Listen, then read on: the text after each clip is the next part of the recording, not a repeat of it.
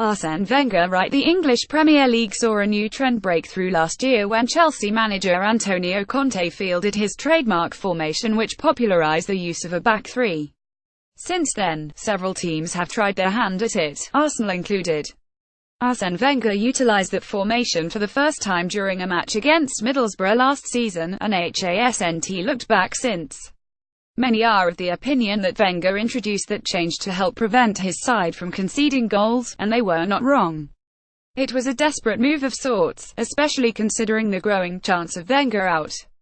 He adopted playing three men at the back and replaced one attacking player with a defensive one, and their 4,231 became a 3,421. By the time the FA Cup final came around, the back three featured Nacho Monreal at left centre-back, Laurent Koscielny in the middle and Rob Holding at right centre-back. As it was seen in their triumphant victory against the then newly crowned Chelsea, it did work for Arsenal at that point.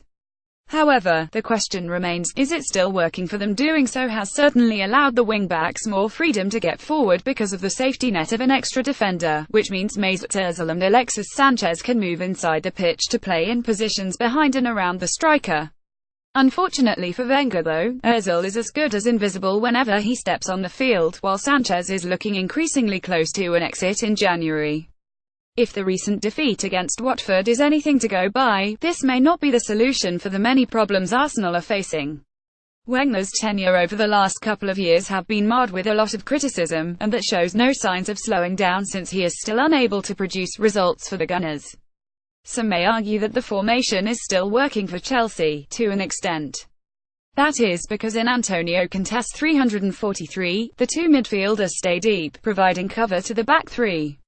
In Wenger's, Granit Xhaka and a partner often tend to have different instructions, which creates a string of inconsistent performances.